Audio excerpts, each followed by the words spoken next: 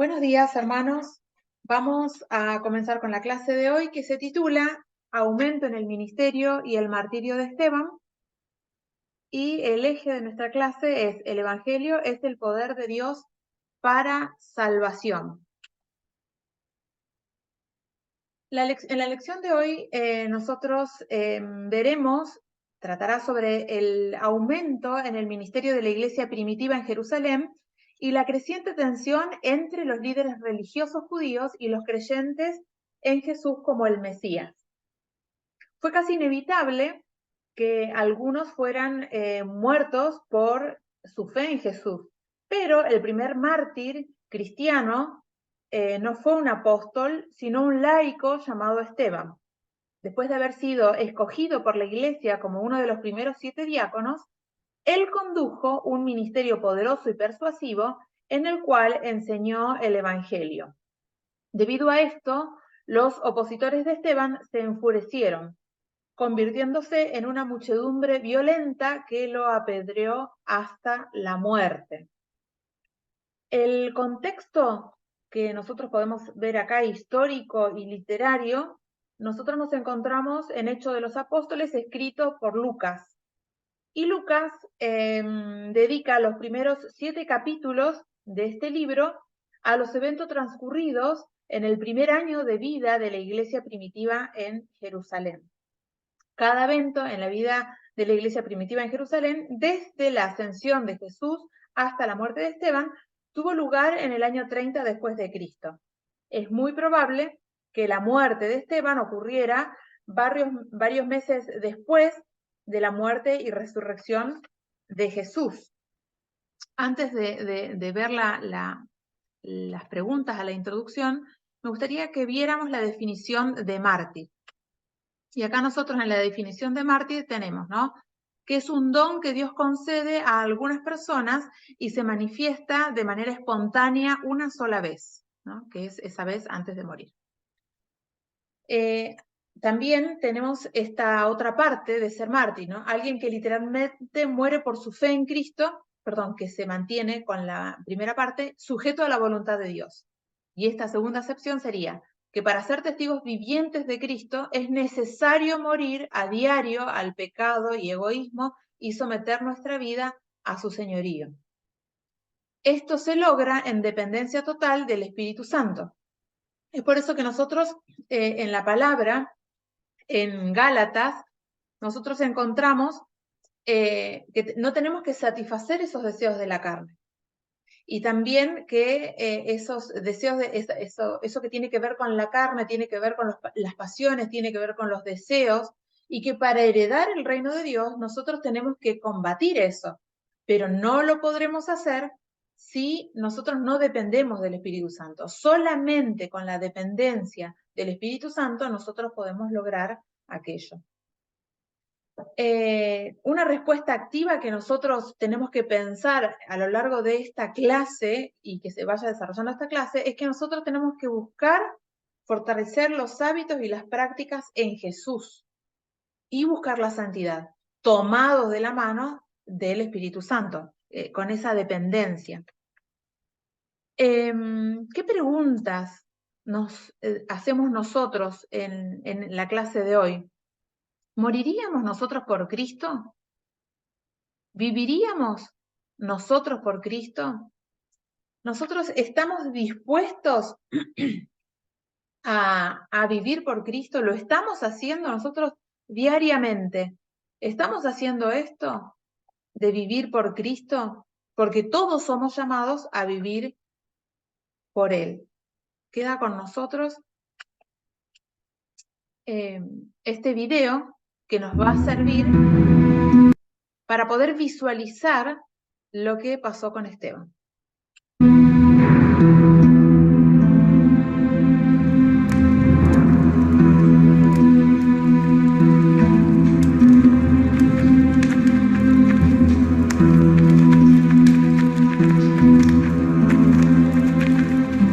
Este hombre no cesa de hablar palabras blasfemas contra este lugar santo y contra la ley. Porque le hemos oído decir que ese Jesús de Nazaret destruirá este lugar y cambiará las tradiciones que Moisés nos dio. ¿Es esto así?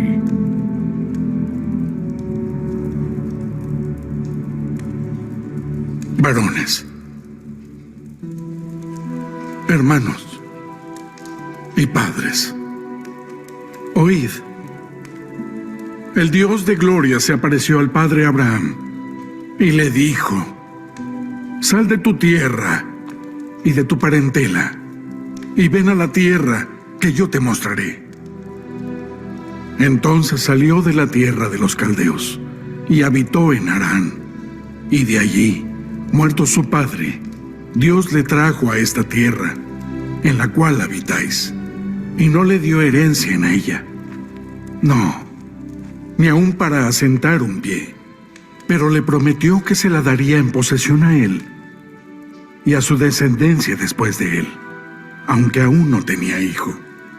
Y le habló Dios así: que su descendencia sería extranjera en tierra ajena, y que los someterían a la servidumbre por 400 años. Pero como se acercaba el tiempo de la promesa, la cual Dios había jurado a Abraham, el pueblo se multiplicó en Egipto. En aquel mismo tiempo nació Moisés, y fue instruido en toda la sabiduría de los egipcios, y era poderoso en sus palabras y hechos.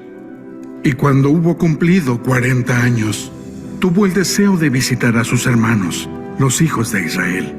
Este es el Moisés que dijo a los hijos de Israel: profeta como yo os levantará el Señor vuestro Dios de entre vuestros hermanos, a él oiréis.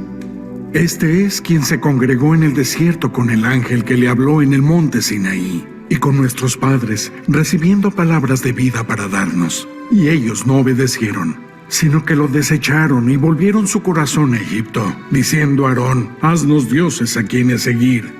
Porque a este Moisés, que nos sacó de la tierra de Egipto, no sabemos qué le habrá acontecido. E hicieron un becerro, y ofrecieron sacrificio al ídolo, y se regocijaron en las obras de sus manos.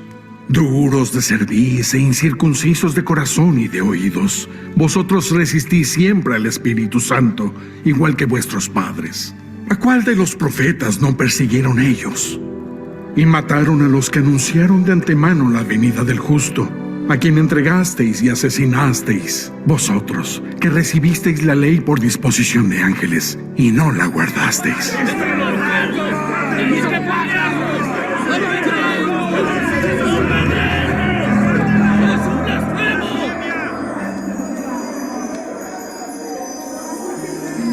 He aquí, veo los cielos abiertos, y al Hijo del Hombre que está a la diestra de Dios.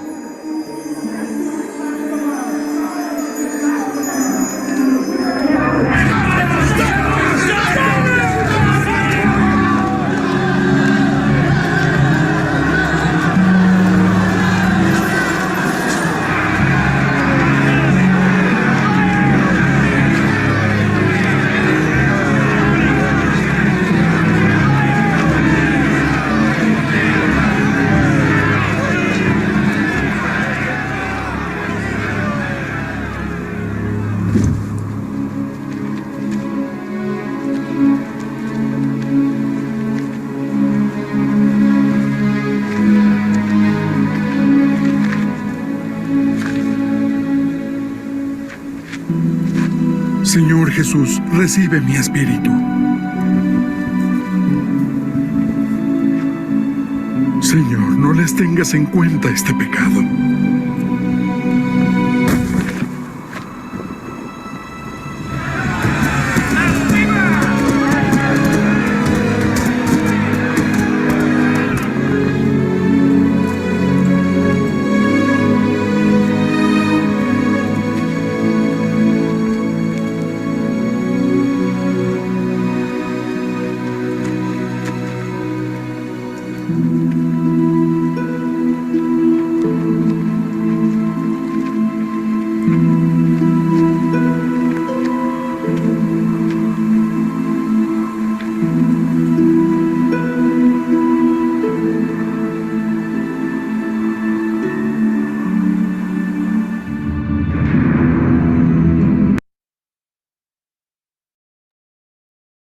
Buenos días, hermanos.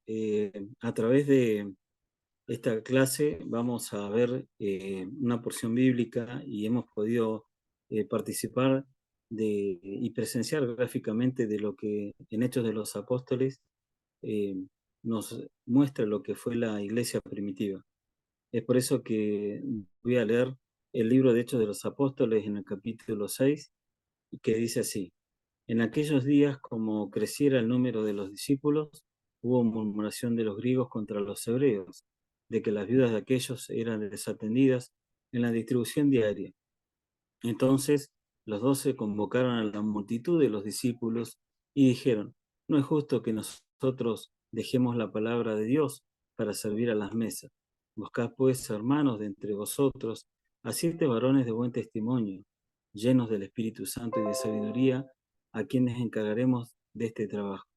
Y nosotros persistiremos en la oración y en el ministerio de la palabra. Y agradó la propuesta de la multitud, y eligieron a Esteban, varón lleno de fe y del Espíritu Santo, a Felipe, a Prócoro, a Nicanor, a Timón, a Pármenas y a Nicolás, prosélito de Antioquía, a los cuales se presentaron ante los apóstoles, quienes orando le impusieron las manos. Y crecía la palabra del Señor, y el número de los discípulos se multiplicaba grandemente en Jerusalén. También muchos de los sacerdotes obedecían a la fe. Bien, esta palabra, como dijimos antes, nos muestra de una manera práctica cómo comenzó y cómo fue esos primeros inicios de esta iglesia primitiva, un modelo que actualmente debemos nosotros proseguir, porque no hay nada de aquello que debería ser cambiado, dado que acá podemos ver que una de las prácticas que se realizan es la provisión de alimentos a los pobres y a las viudas ancianas, y como dice la palabra, según la necesidad de cada uno. Es decir, que estos también formaban parte de la iglesia y de la fraternidad, y todos los días recibían una porción de alimentos por parte de la iglesia. Para poder entender cómo acontecían estos hechos, en el libro de Hechos de los Apóstoles, en el capítulo 2 y en el versículo 43, leeré lo que fue la vida de los primeros cristianos. Ahí dice que a partir de la palabra de Dios y el perseverar entre ellos en la comunión, en el partimiento de pan y en las oraciones, dice que sobrevino temor a toda persona y que muchas maravillas y señales eran hechas por los apóstoles. Todos lo habían creído y estaban juntos y tenían en común todas las cosas, y vendían sus propiedades y sus bienes y los repartían a todos según la necesidad de cada uno. Es decir, que perseveraban unánimes cada día en el templo, en el partimiento del pan, en las casas, comían juntos con alegría y sencillez de corazón, alabando a Dios y teniendo favor con todo el pueblo. Y el Señor añadía cada día a la iglesia los que habían de ser salvos. Es decir, que los primeros cristianos tenían esto de la permanente comunión entre ellos y la coinonía. Y dentro de ellos habían cristianos que eran griegos, pero de ascendencia judía. Es decir, que ellos hablaban un griego fluido y que estaban también muy influenciados de la cultura helenista.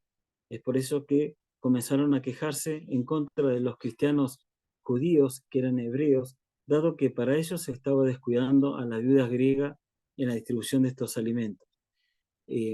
Esto no tenemos una certeza si habrá sido una cuestión intencional o que tuvo que ver con una parcialidad que se estaba dirigida a las viudas hebreas, pero también un autor dice que podría haber una cuestión de un problema de comunicación en cuanto al lenguaje que usaban ellos, y es por eso que esto originó en principio un conflicto, lo que inmediatamente los llevó a que los apóstoles tengan que responder a este problema, que tenía un potencial de empezar a generar una división dentro de la iglesia primitiva. Por eso ellos convocaron a la iglesia para que la misma iglesia sea la que seleccione a 7 hombres que había que destinarlos a ellos para que realicen la distribución diaria de los alimentos a las viudas. Por eso, esta fue una de las obras que nos permite a nosotros ver de que la misericordia y el amor de Dios estaba dentro de esa iglesia, y que no solamente se atendía la necesidad espiritual, sino también las necesidades físicas, y también que las condiciones para que estas personas puedan realizar esta actividad sean que sean personas honestas, que estén llenas del Espíritu Santo. Es por eso que recorremos a través de la palabra y vemos de que el Señor nos dice que el Espíritu Santo nos iba a empoderar de manera tal que nuestro servicio iba a ser efectivo. La forma de lograr nosotros la efectividad en cualquier ministerio que emprendamos es primero ser llenos del Espíritu Santo. Por eso, de este trabajo diario de la distribución de alimentos a las viudas, le permitió a los apóstoles que ellos podían quedar libres y no dejar de hacer esta actividad que estaban realizando y poder dedicarse más tiempo y persistirse en lo que es la oración y en el ministerio de la palabra. Esta propuesta fue de mucho agrado para la iglesia. Por eso ellos fueron los que se encargaron de seleccionar a estos 7 hombres.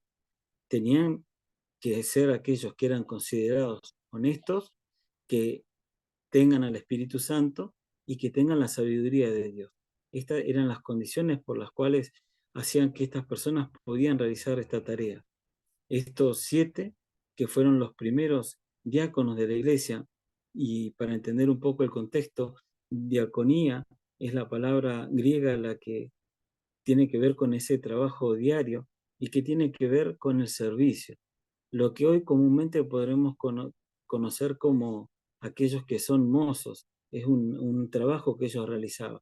Pero además estas personas resultaban ser siervos y ministros, es decir, que fueron los primeros diáconos de la iglesia, donde después, a través de la palabra de Dios, décadas más tarde, en el año 63 después de Cristo, se definió a través de la palabra, a través de la carta que escribió el apóstol Pablo en la primera carta hacia Timoteo, en el capítulo 3 y en los versículos 8 al 13, podemos ver de que ahí se establecieron específicamente las condiciones de aquellos que iban a ser diáconos, es decir, los primeros líderes de la iglesia que salieron luego de los apóstoles.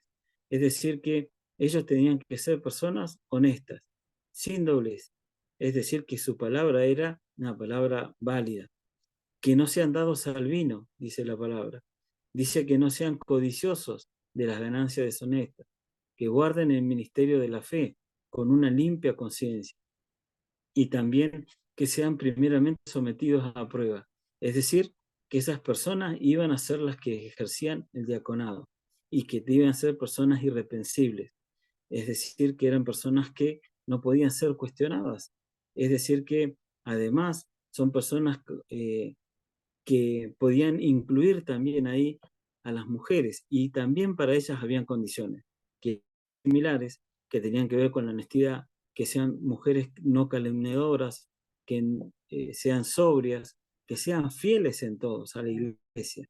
Y además decía que los diáconos sean maridos de una sola mujer y que gobiernen bien a sus hijos y sus casas, porque los que ejercían ese diaconado ganaban para sí un grado de honra de parte de Dios y una confianza que se le depositaba en la fe, que es en la fe en Cristo Jesús.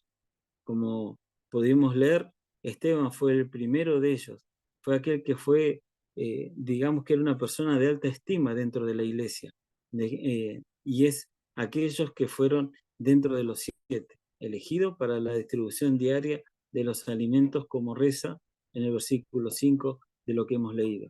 Es por eso que se cree que todos los nombres de estos 7 diáconos eran griegos de ascendencia judía. Por eso es que había una idoneidad de ellos para que puedan atender a las viudas griegas.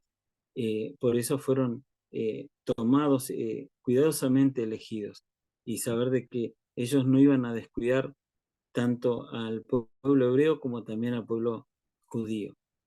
Esto nos permite ver, y avanzando sobre este tema que estamos viendo, que en Hechos de los Apóstoles 6, en los versículos 6 y 7, nos dice que la palabra de Dios aumentó.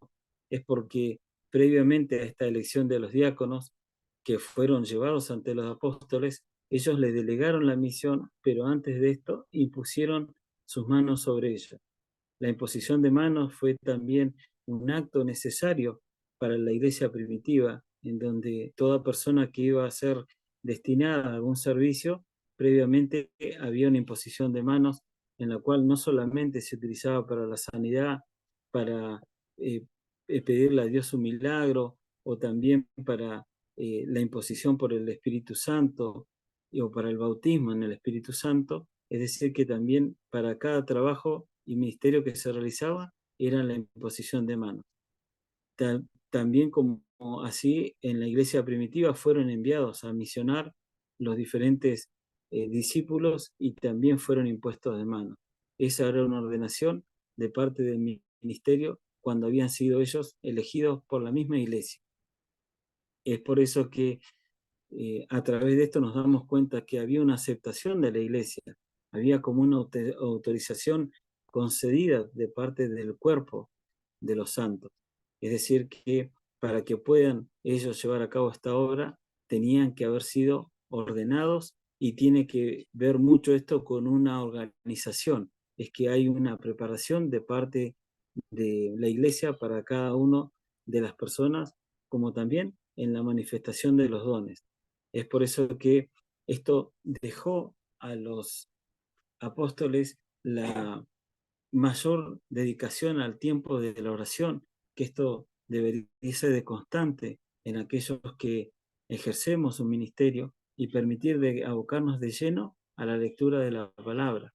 Por eso ellos trajo como resultado y como consecuencia, como bendición, podemos decir así, para el aumento palpable de la efectividad del Evangelio, porque mucha mayor cantidad de personas se fueron convirtiendo hacia el pueblo de Dios, y a también ver de que los sacerdotes judíos fueron creyentes de Jesús como Mesías, porque ellos, en su mayoría, los sacerdotes eran personas pobres, y al ver de que había esta demostración de amor y de caridad por parte de los diáconos, permitió en ellos ver que este testimonio sea de impacto para ellos y para elegir la fe en nuestro Señor Jesucristo.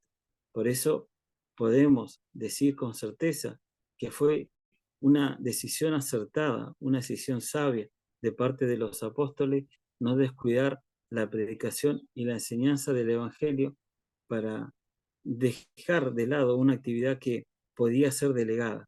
Esto es importante porque en nuestra iglesia actual muchas veces tanto existen siervos que piensan que pueden hacer todo, y ver de que esto genera de que haya muchas veces cosas que no se puedan llegar a terminar, y también nos permite ver de que como iglesia debemos comprometernos todos a realizar diferentes actividades, y no solamente que sea toda una responsabilidad de los pastores.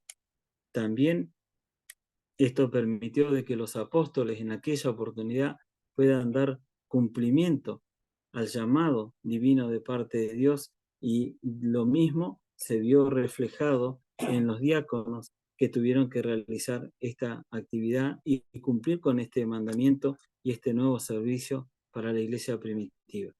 Sigue mi hermana María Los Dueños. Continuamos viendo la vida de Esteban, que era un maestro empoderado por el Espíritu Santo, ¿sí? La palabra en Hechos 6:8 nos cuenta, dice lo siguiente: y Esteban, lleno de gracia y de poder, hacía grandes prodigios y señales entre el pueblo.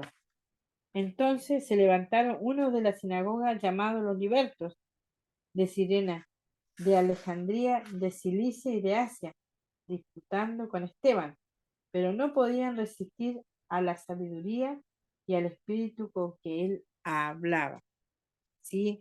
Vemos en esta parte que estos grupos se levantaron contra Esteban, ¿sí? Porque Esteban fue usado poderosamente por Dios. No solamente ministraba las necesidades materiales del pueblo, sino que él ministraba milagros. Era un varón lleno de fe, de gracia y de poder. Él hizo grandes prodigios. Él tenía mucha sabiduría y gracia.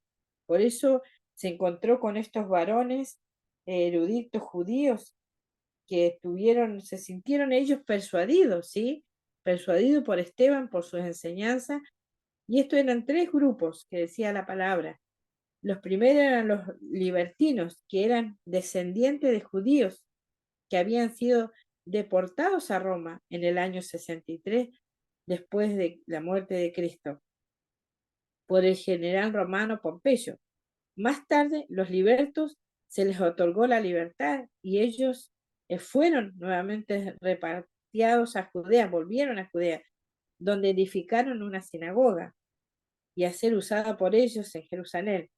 Los sirineos eran otros judíos provenientes de Cirenia, la principal ciudad del norte de África. Los alejandrinos eran otros, vistos como los más intelectuales de todos los judíos, que procedían de Alejandría en Egipto. Y por último, los judíos de Cilicia y Asia, procedían de la área conocida como Asia Menor, ahora Turquía. Todos estos eruditos judíos buscaban refutar la enseñanza de Esteban acerca de Jesús, pero no podían. A pesar de las grandes señales y prodigios hechos por Esteban, lo ayudaron a convencer a la gente para que creyeran en el Evangelio. Los eruditos y los estudios judíos se sentían más perturbados por el contenido y la persuasión de su enseñanza que los milagros obrados a través suyo. Su conocimiento de la Escritura y sus argumentos no podían rivalizar con la ungida enseñanza de Esteban a través del poder del Espíritu Santo. Cuando el Evangelio es enseñado, acompañado por el convincente poder del Espíritu Santo, es persuasivo, debido a que tiene el poder y la autoridad de la palabra de Dios. Amén. Continuamos con la clase. Amén. Bueno, después de lo que acabamos de escuchar de la hermana nos venía de cómo Esteban fue empoderado con el Espíritu Santo para hablar en ese momento, vamos a abordar la oposición y la acusación falsa que le hicieron. Y para esto vamos a estar leyendo en Hechos 6, desde el versículo 11 hasta el 15. Y dice, entonces sobornaron a unos para que dijesen que les había oído hablar palabras blasfemias contra Moisés y contra Dios. Y soliviantaron al pueblo, a los ancianos y a los escribas. Y arremetiendo se arrebataron y le trajeron al concilio. Y pusieron testigos falsos que decían, este hombre no cesa de hablar palabras blasfemas contra este lugar santo y contra la ley. Pues le hemos oído decir que ese Jesús de Nazaret destruirá este lugar y cambiará las costumbres que nos dio Moisés. Entonces todos los que estaban sentados en el concilio, al fijar los ojos en él, vieron su rostro como el rostro de un ángel. Amén. Bueno, desde el versículo 11 vimos lo que pasó y aclara que sobornaron a algunas personas inescrupulosas para que mientan y divulguen de que habían oído hablar palabras blasfemias contra Moisés y contra Dios de parte de Esteban. En el 12 dice que soliviantaron al pueblo, es decir, inquietaron al pueblo, alteraron al pueblo a través de estas personas sobornadas para que arremetieran contra él y lo llevaran de una manera brusca ante el concilio. El concilio era un lugar donde estaban las autoridades religiosas. En el concilio estaba conformado por escribas que escribían la ley, fariseos que eran doctores de la ley, y dice también que habían, eruditos de la ley. Estas personas que conformaban el concilio estaban encargadas de escribir, revisar y hacer que la ley de Moisés se cumpla. Bajo la gran importancia que ellos tenían a la ley, eran legalistas, decimos, es que deciden culpar a Esteban, justamente para poder sancionarlo por esta ley. Sabiendo que este cargo es decir, el de blasfema, tenía pena de muerte. Entonces lo que querían era quitarlo del pueblo, darle muerte, y para que sea políticamente correcto, digamos así, deciden acusarlo, levantar estas falsas acusaciones, porque no son calumnias, son acusaciones, deciden incriminarlo. Y fue una estrategia hábil, porque como escuchamos de la hermana Lupenia, él hacía señales, prodigios en el pueblo. Y primero lo que hicieron fue buscar desacreditarlo para que él tenga un mal testimonio en el pueblo. Digan, bueno, él blasfema contra la ley de Moisés y contra Dios.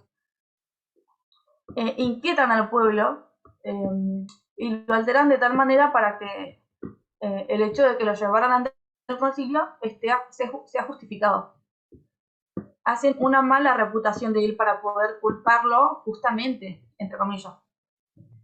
Dice que ellos no pudieron desaprobar la enseñanza que daba Esteban.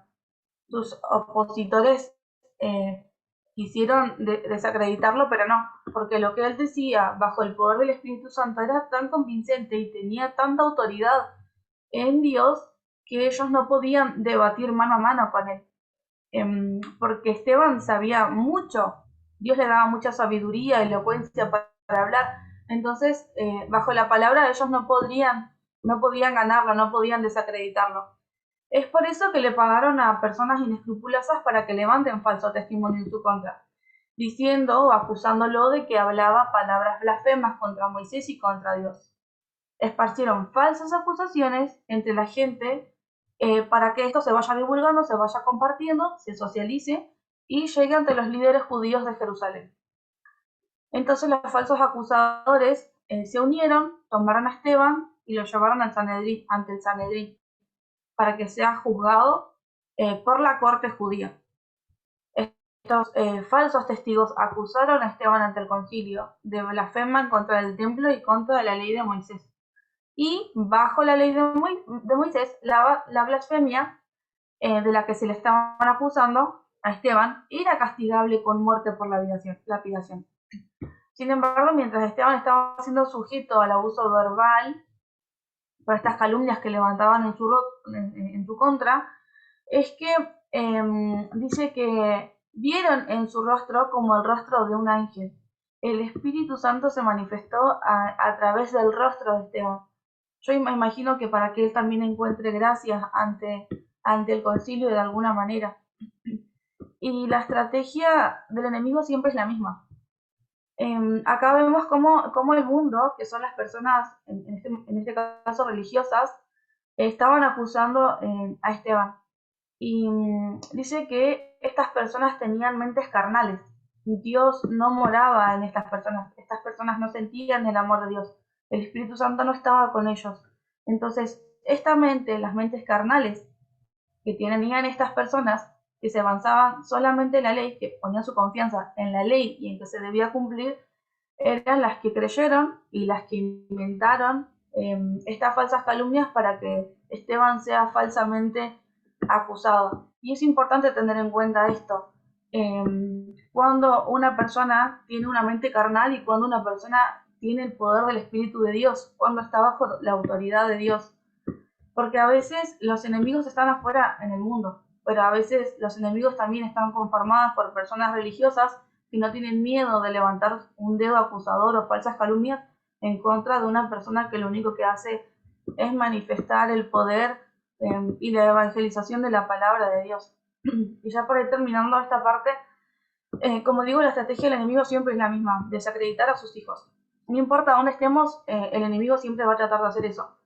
Y hoy en día las leyes también amparan que las personas contradigan la palabra de Dios. Las leyes están hechas hoy para contradecir la ley de Dios. Y esta semana que pasó, quiero contar que, como ya sabemos, la ley del aborto está aprobada mundialmente, está amparada por un montón de organizaciones gubernamentales mundiales y poderosas. Y para esto ya se han establecido varias clínicas, incluso acá en Argentina, que se dedican solo a esto. Y la semana pasada arrestaron, salió en una noticia que arrestaron a una mujer que estaba parada en una esquina orando por la vida y el alma de esas personas y esos bebés. Y esta mujer no estaba gritando, no estaba entregando folletos, no estaba levantando pancartas, lo único que hacía era estar quieta en una esquina, parada, con las manos en el bolsillo porque hacía frío, orando a Dios. Pero su presencia ya inquietó a la gente que estaba ahí. Llaman a la policía y la denuncian. ¿Y por qué la denuncian? Yo no sé los cargos, pero imagino que si quisieran juzgarla, también inventarían algo para desacreditarla. Y justamente, solamente por vivir por convicción, por vivir por fe y por querer que otros sean salvos. Seguimos con la clase. En el libro de Hechos de los Apóstoles, en el capítulo 7, en el versículo 1 dice la palabra de Dios. El sumo sacerdote dijo entonces, ¿es esto así?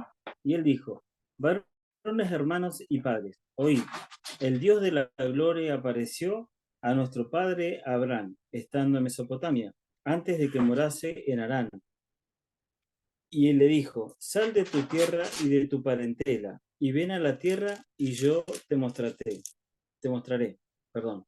Y en el versículo 51 dice la palabra de Dios, duros de cerviz e incircuncisos de corazón y de oído, vosotros resistís siempre al Espíritu Santo, como vuestros padres, así también vosotros. ¿A cuál de los profetas no persiguieron vuestros padres y mataron a los que anunciaron de antemano la venida del justo, de quien vosotros ahora habéis sido entregadores y matadores? Vosotros que recibisteis la ley por disposición de los ángeles y no la guardasteis. Amén. Continuamos viendo la valentía de Esteban, ¿no? Que él fue entregado su vida por el Evangelio. Y él fue perseguido y dice la palabra que fue acusado falsamente. Tuvo que defenderse ante el concilio, ¿sí? Ante esas personas que eran sacerdotes, que tenían autoridad, pero sin embargo Esteban supo defenderse, ¿sí? Dice la palabra que se defendió con respeto y con autoridad y con seguridad delante del concilio, ¿sí? Él tenía el conocimiento de la palabra, como decía también ahí, él se defendía con las escrituras y la fe y la convicción que él tenía para defenderse y para responder, ¿sí? A todas esas acusaciones que tenían contra su vida, ¿sí? Y el conocimiento que Esteban tenía de la escritura y la fe y esa convicción personal con la que habló, le dieron testimonio de los cargos en su contra que eran falsos. Él pudo defenderse de esos falsos testimonios. Como lo hacían todos los predicadores y maestros en la iglesia primitiva, Esteban enseñó el Evangelio de Jesucristo usando, dice la palabra, el Antiguo Testamento. Sí, al incluir su respuesta, Esteban reprendió severamente al concilio al resistir al Espíritu de Dios por rechazar ello la verdad acerca de Jesús, que era el Mesías. Él le dijo que sus próceres habían perseguido y matado a los profetas del Señor y que ahora habían perseguido y habían dado muerte al Mesías de Dios, quien era Jesús. Por último, Esteban dijo que aquellos que lo juzgaban por la ley de Moisés se negaban a vivir de acuerdo con la dicha del versículo 51 y 53 que estábamos leyendo recién, ¿sí? La valentía y la inteligencia y la expresión con la cual Esteban defendió el Evangelio ante sus enemigos fue un milagro. Esteban estuvo en la plenitud y la gracia del Espíritu de Dios. Wow, tremendo. Usado y apoyado completamente por el Espíritu de Dios. Y esto lo que más nos remarca es la convicción y la fe y la valentía de Esteban, ¿no? Él siempre estuvo el apoyo, pero porque él estaba convencido, sabía que el Señor, que Dios nunca lo iba a dejar, ¿sí? Él en todo momento, Dios le proveyó el espíritu y de sabiduría, lo que él justo necesitaba. Estuvo el apoyo, él estaba convencido de que Dios nunca lo iba a dejar, ¿sí? Por eso tenía esa valentía Esteban de defender el Evangelio ante aquellas personas que eran eruditas, eran personas sabias, que sabían de leyes, eran autoridad y no era uno solo. El concilio eran varios, ¿sí? Pero Dios lo respaldó. Y seguimos, ¿sí? Con la hermana Muriel, ¿sí? Con la clase.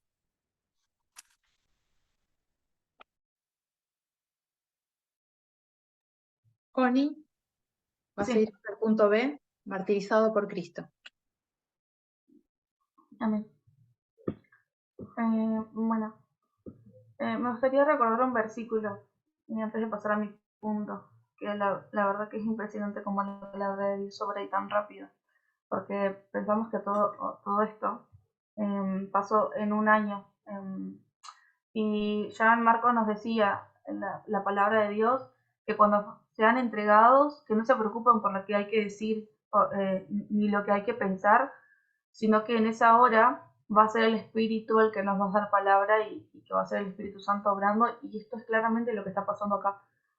Como decía la hermana Esteban, digamos físicamente solo, en contra de un montón de personas que eran estudiosos y expertos en esa ley, y él defendiéndose, pero era el Espíritu Santo obrando en él. Y qué lindo esto, porque yo imagino que no estaba preocupado por la convicción en la que él hablaba y por la cantidad de versículos que envuelven este pasaje. Son muchos, porque él cita desde Abraham, Moisés, Salomón. Es impresionante cómo actúa el poder del Espíritu Santo. Después, si continuamos leyendo Hechos 7 del 54 al 60, a ver, dice: oyendo estas cosas se enfurecían en sus corazones y crujían los dientes contra él. Pero Esteban, lleno del Espíritu Santo, puestos los ojos en el cielo, vio la gloria de Dios y a Jesús que estaba a la diestra de Dios, y dijo: he aquí, veo los cielos abiertos y al Hijo del Hombre que está a la diestra de Dios. Entonces ellos, dando grandes voces, se taparon los oídos y arremetieron una contra él, y echándole fuera de la ciudad, le apedrearon, y los testigos pusieron sus ropas a los pies de un joven que se llamaba Saulo, y apedreaban a Esteban, mientras él invocaba y decía: Señor Jesús, recibe mi espíritu. Y puesto de rodillas, clamó a gran voz: Señor, no le tomes en cuenta este pecado. Y habiendo dicho esto, durmió. Bueno, martirizado por Cristo. Esteban fue el primer mártir, cristiano, que Dios tuvo la voluntad de que su muerte sea en valentía y por fe, por convicción a Jesús. Dice que los miembros del concilio se enfurecieron a tal grado por la represión de Esteban, por el cargo de haber traicionado y dado la muerte al Mesías y de no haber obedecido la ley de Moisés, que crujían sus dientes. O sea, el odio que manifestaban en ese momento era tremendo. Dice que estaba rodeado de una muchedumbre aborrecible, que lo aborrecía a él. Y que Esteban sabía que su muerte, la hora de su muerte ya se acercaba. Pero lejos de sentir debilidad, lejos de sentir miedo, lejos de sentir angustia, él encontró fortaleza poniendo sus ojos en Jesús, su mirada en el cielo.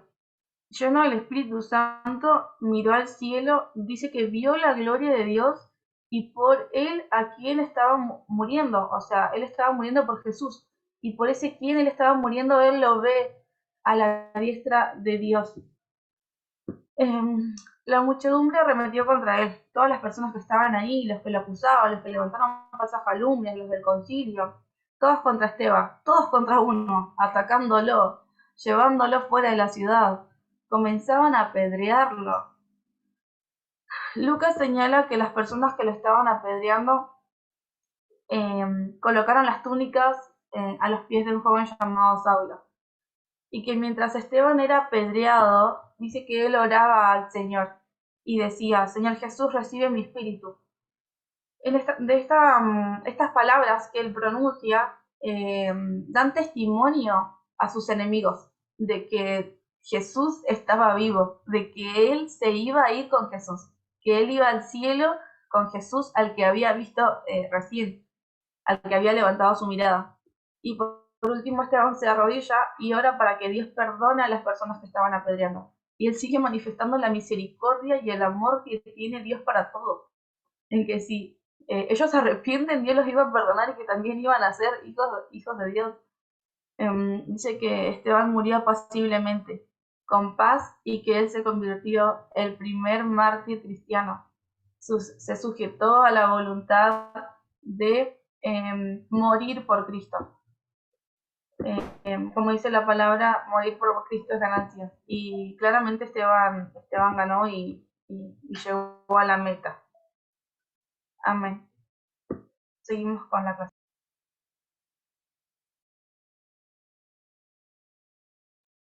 Para concluir nuestra clase, vamos a retomar algunos puntos que dieron los hermanos y traerlas a nuestra vida personal, ¿no? Y una de las cosas que nosotros vimos en el punto número 1 tiene que ver con esto de que existe mucho trabajo dentro de la iglesia, del quehacer de la iglesia.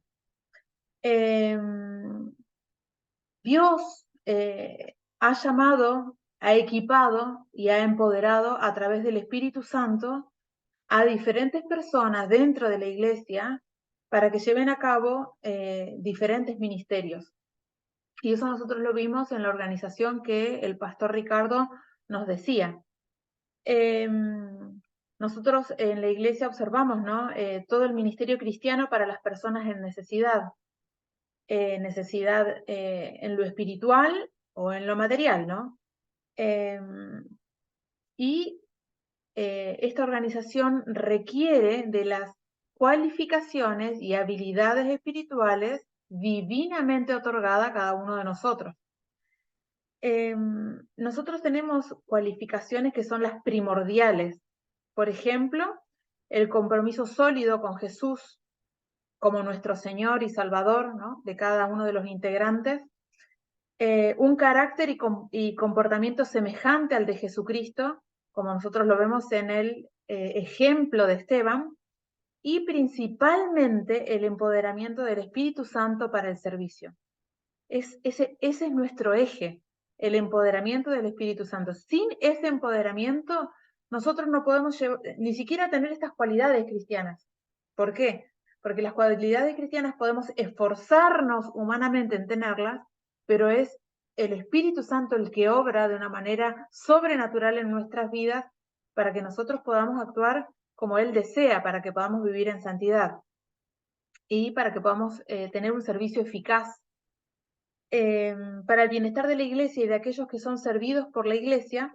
Las personas que llevan a cabo los diferentes ministerios cristianos deben poseer estas cualificaciones que acabo de enumerar. Después, con respecto a lo que vinimos viendo en el último punto, y es que mientras Esteban era apedreado hasta la muerte, una manera muy cruel de morir y muy dolorosa, ¿no? Nosotros vemos que este personaje, Esteban, esperaba en Jesús.